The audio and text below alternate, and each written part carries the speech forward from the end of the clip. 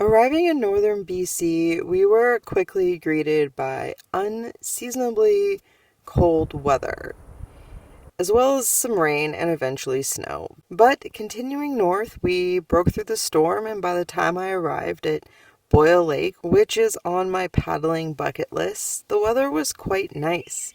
And when I woke up the next morning, I got very lucky to be able to move camp to this primo lakeside spot where Frank and I would enjoy a really nice, much needed day off from driving.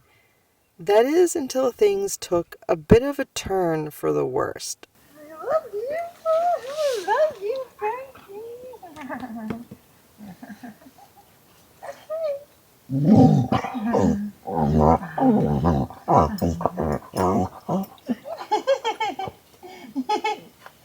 Isn't this nice, bud? Ooh, look at him go. You're excited, bud. Do you want to go for a swim? Look, there's a nice stick right here. Can I have this?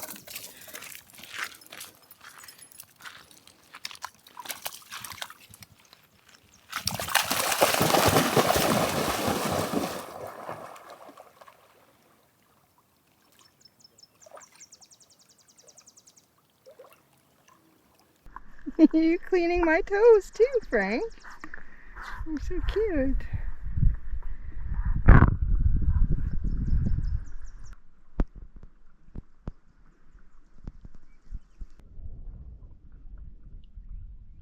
You're having a nice time.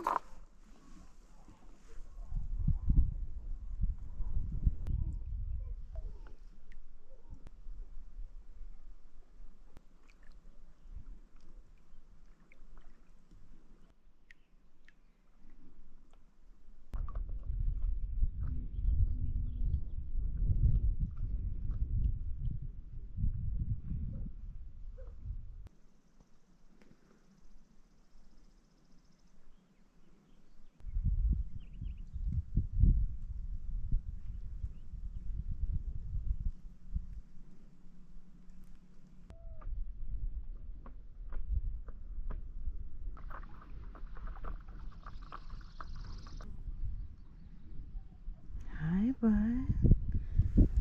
Alright, so it is 8 o'clock in the evening and I am paddling in the sun. This is round 2 of the day because when I was out earlier, my migraine hangover turned back into a migraine and I ended up throwing up in the lake many times. And it was really felt like I was fighting for my life to get back to the van, where I then hid from the sun all day. And I'm stubborn and I want to enjoy this beautiful water, so I'm out while the sun is low, right before it dips, and then we're gonna have a campfire tonight. And I think I'm gonna just stay here tomorrow to make the most of being here and make up for having a migraine last night and then again today. And yeah, I feel bad about throwing up in this like beautiful pristine lake, but it was kind of unavoidable. So I had a loon to witness it. It sounded beautiful. It was the most beautiful setting and soundtrack ever for throwing up. But yeah, we're just on a very, very casual evening cruise now, just so I can enjoy the colors. Should we go have din-dins? You want some din-dins, bud? Yeah. I'll go make din-dins, okay? Now it's not midnight, but you can have it early. It's only 9.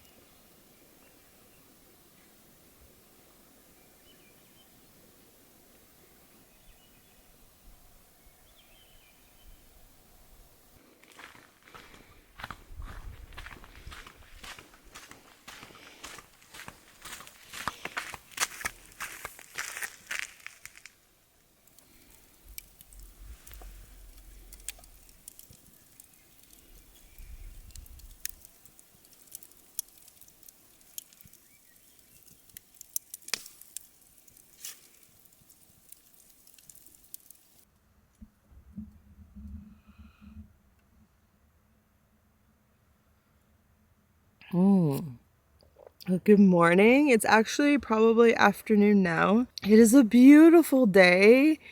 Just clear skies, sunny, flat, glassy lake. It is so beautiful. And I would love to be out there, but I'm still fighting this migraine thing. And it only takes a few moments in the direct sun for me to start to feel less well. So I'm hanging out inside. I can enjoy a beautiful view from my van, which is one of the best things for me about living in a van and dealing with chronic illness, is that I can still be outside. I can still listen to the birds. I can still be in nature, and I can still enjoy watching Frank enjoy the sunshine. So he has been laying out in the sun and really enjoying it. But I have the curtains drawn right now so I could take off my sunglasses to talk to you. And I thought I would share something that I've talked with a bunch of friends about regarding fear. And that is something I've adopted into my own mindset in recent years. And that is to always question where the fear is coming from, and that to be extremely skeptical of any fear that's coming from outside media sources, whether it's mainstream media or social media or any other forms of messaging coming from outside my own mind and body. And that if I'm feeling fear from an outside source projecting information on me, to be extremely skeptical and to stop and to take a moment and to kind of step back and have a look at why I'm feeling that fear, and is there a valid reason, or is this some form of propaganda? Because fear is an emotion that makes people a lot easier to control, and I believe that why I've been able to live a life that feels so free to me is because I've worked very hard to overcome my fears. And so I think it's one thing when you see a bear, say in real life, and your body has a physical response to that. And even though I might not fear the encounter with a bear beforehand, for the most part, I do still have that physical response, and that is necessary to keep me safe. But also, I'm not safe if I'm overwhelmed by it. So it's really important to practice controlling your body and your mind in high stress situations so you can respond calmly and appropriately to keep yourself safe. And so those types of fear triggers, I think, are totally appropriate because they're things that I'm interacting with in real life. They're valid, concrete sources of danger to my life, and therefore the fear is useful. But in terms of just feeling general fear about things that are outside of my control or things that aren't actually a part of my day-to-day life, I think that really hinders people's ability to think clearly and to feel calm. And when you don't feel calm, you're not going to have as good of a quality of life. And so in recent years, I've become extremely mindful to question the sources of fear and to not allow outside voices to impart fear on me, and actually have become quite annoyed with the fear mongering all over the place. Just, it doesn't help anybody to impose your personal fears. I'm sure there's things that I am scared of in life that most people wouldn't be. And there was a time when I actually wouldn't go in the woods for many years. I was extremely scared. I had stopped going in the woods. I had previously spent a lot of time camping and hiking and playing in the woods, and then being too scared to go in the woods, too scared to play team sports, anything with any sort of aggression from anyone. And this is because I had been mauled by an animal, which is a story that I've never told publicly, and I might tell someday. I don't necessarily think that the details of the story itself would benefit others by hearing, when what can benefit others is to let you know that I have had extremely horrible experiences with animals and being extremely scared of everything, of walking down the street, of going in the woods, of playing sports. I had once won Athlete of the Year and I quit sports because I was so scared of everything. And I've worked very, very hard to overcome that and to find freedom again and to be able to enjoy a life that's not crippled by fear. So I know as well as anyone out there what it's like to be crippled by fear. And I want to say that you have the power to learn how to process all those feelings and to move through them and to liberate yourself from the constraints of being fear-ridden. And all you have to do is choose and to be willing to be uncomfortable with those feelings and to move through them instead of constantly avoiding them. We do not become brave by avoiding the things that we fear. And the vast majority of fear in most people are unfounded. They're not things we need to live in fear of.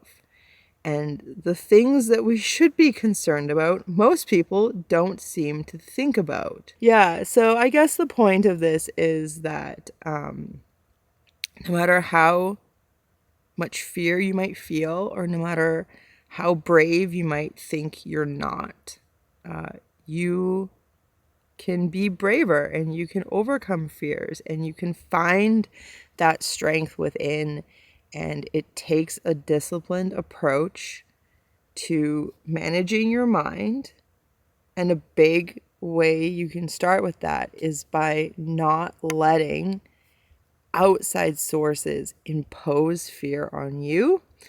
And I think it will improve your life to just kind of take that power back and to analyze why you have the fear, where it's coming from, and to choose not to let it have power over you. And there's lots of other things. There's lots of tips. There's things I've done that help me move through fear. A big one has been to be physically active, to build my physical strength. And that was really impactful for me.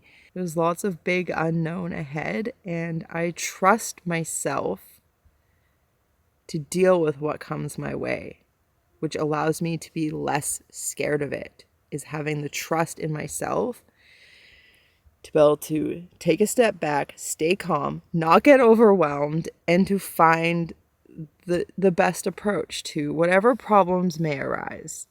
Because worrying about them now isn't going to stop it from happening. It's just going to take away from my good time now.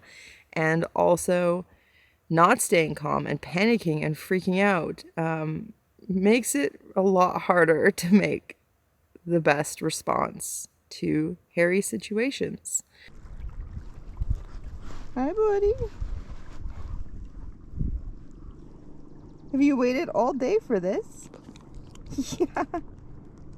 It's good conditions right now, Frank.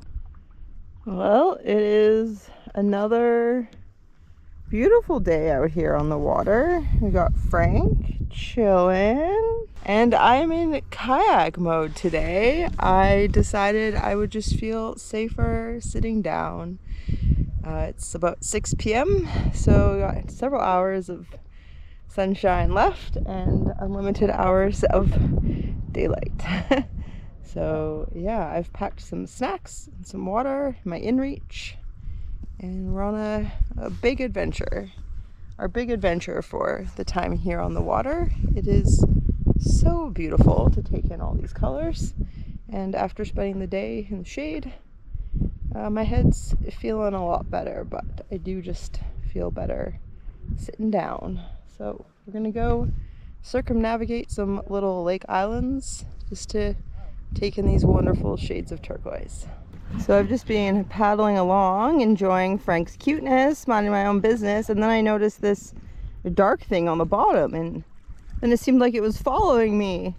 And I was starting to get a little creeped out, and then I realized it's my shadow.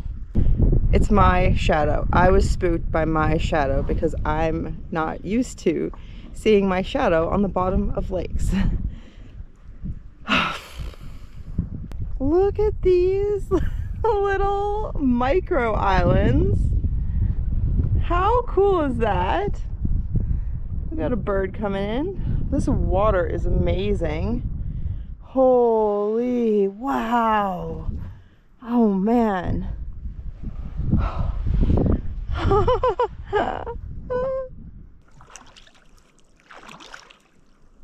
All right, that was extremely refreshing. The lake is obviously quite cold, but in these shallow parts here, it's slightly less cold. The muck on the bottom is like 4 to 12 inches deep, and it's weird because I never go in the water without sandals on to protect my feet, but I just felt compelled to, so that was really, really nice. This trash. It's a cigarette package. I'm gonna pack that out. While I'm here, I have water and it's tied. It's tied, so it's in this pocket, and then this is also attached so I can access it there. That has snacks and my inReach, and then I have sandals and water also strapped down, and the handle for my paddle in case I want to go in sup mode. Why was that spider just on me? Okay, anyways, yeah, it's Frank's turn to swim, and I prefer spiders don't climb on my legs.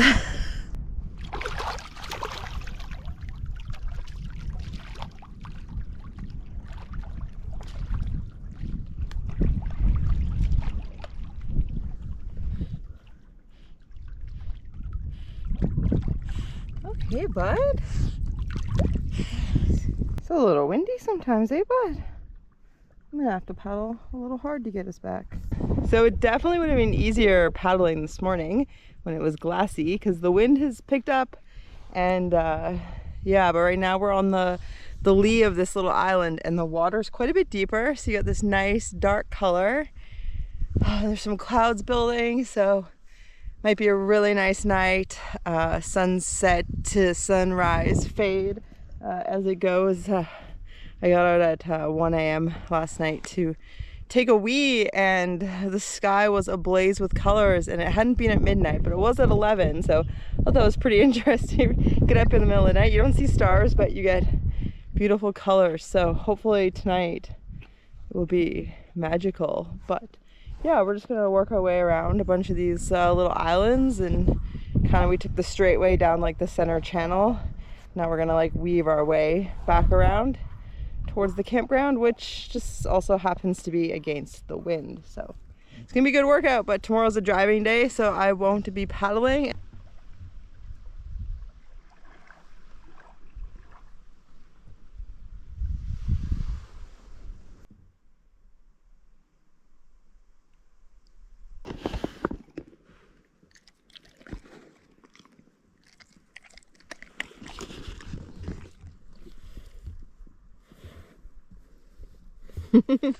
I get some too, bud. Gonna have the last bite.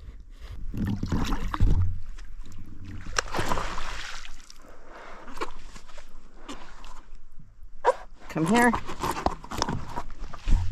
Sit down.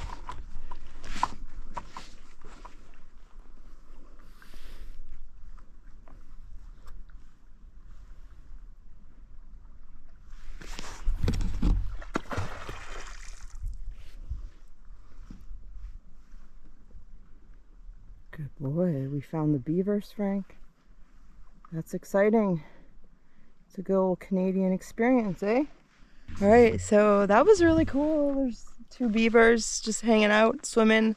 They weren't really happy about us coming through here, but yeah, no incident. So, but I got to admit, my heart is racing. more so for managing Frank's reaction, because he, of course, wants to lunge at them. And some of you who have been here since I got my board might remember it was very uncomfortable on the board. I felt very unsteady, and it's taken me some time to feel more at ease and to feel relaxed on the water. I am not a strong swimmer. I don't have a ton of water experience. Some of you will know I have been a little reckless at times, but I'm learning. I am creating a safety protocol for myself, and I'm choosing my conditions wisely. But yeah, even though I was, uncomfortable, kind of scared being out here at first, and I still am at times, I just keep getting out, and it's beautiful, and I love it, and I'm slowly learning and just building up my confidence, and just feeling more at ease on the water. I do perceive it to be very dangerous to be out on the water, but I have a great time, and I don't let those fears stop me, because then I have experiences like that where I'm on the water on this beautiful lake surrounded by mountains, and there's beavers.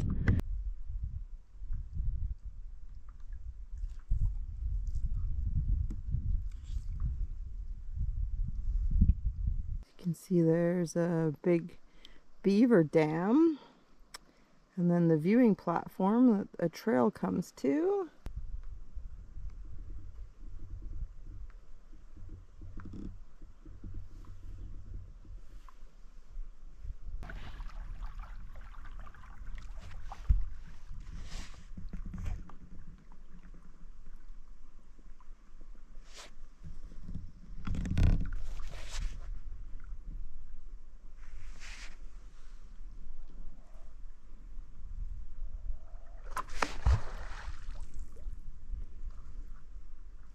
I don't know if you can see, that's like a beaver trail to get up on land, and there's one there. And then we have the lodge. Excellent craftsmanship. A lot of sticks, a lot of work. Being a beaver, oh, that looks like an entrance area. This is so cool. Yeah, I'm very happy about this. Redemption! I'm so glad I stayed an extra day and just didn't worry about my timeline ahead, and just trusted that everything will align as it's meant to. And I have given myself this beautiful day in exchange for the trust I have in the path ahead. Frank, can you believe this is 8 p.m.? This is 8 p.m., Frank. 8 p.m. And we're out here. Look at this.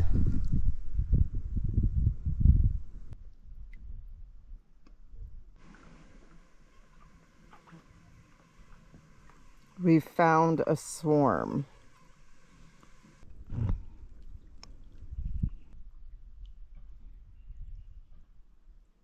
Should we go home now, Frank? Oh my goodness. Oh. There you go, bud. Front door service. Go on. Up you go.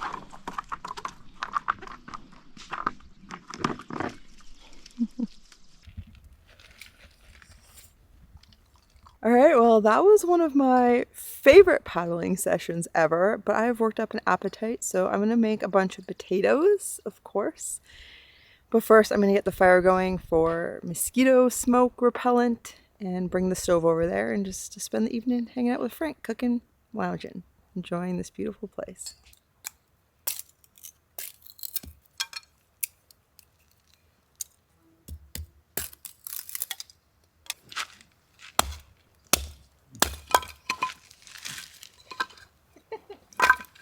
Did you have such a good day, Frank? Yeah, bud.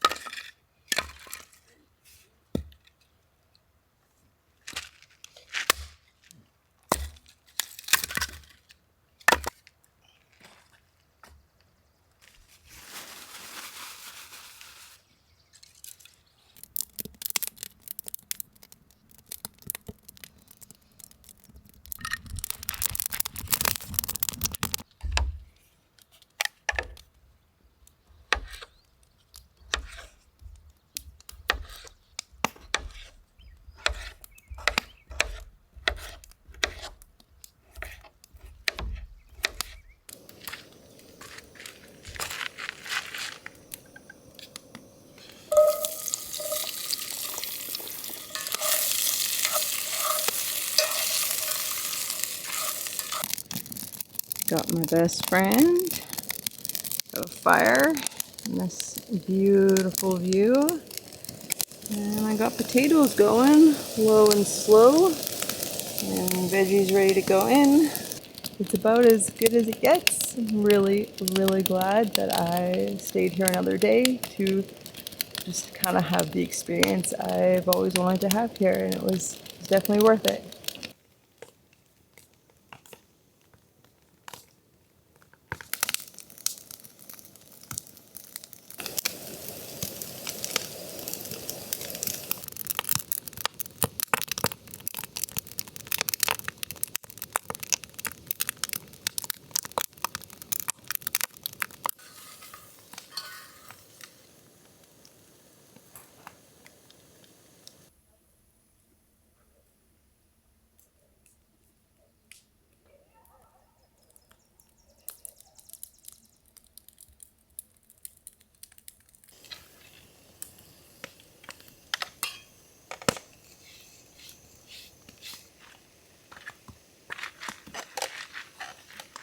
Alright, I got some salt, got cumin,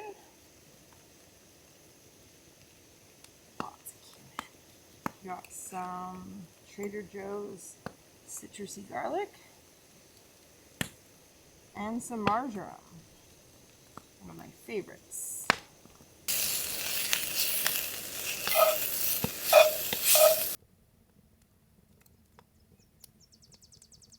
At this point in my trip, it's already been a few days since it's gotten dark enough to see stars.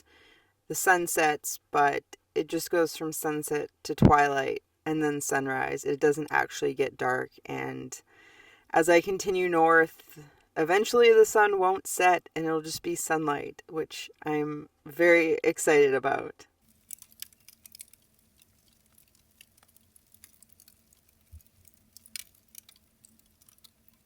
Good morning. It is a beautiful day here. I got up, I went out on the lake for a solo paddle for about an hour.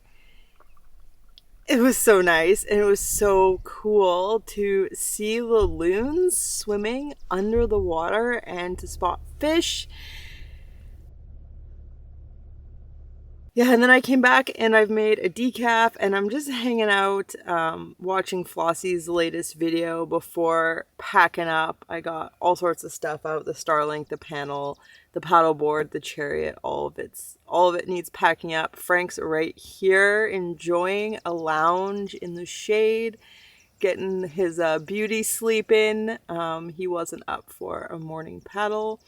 But yeah, it's another beautiful day. I am so excited to hit the road. We are going to be in the Yukon within an hour of leaving here.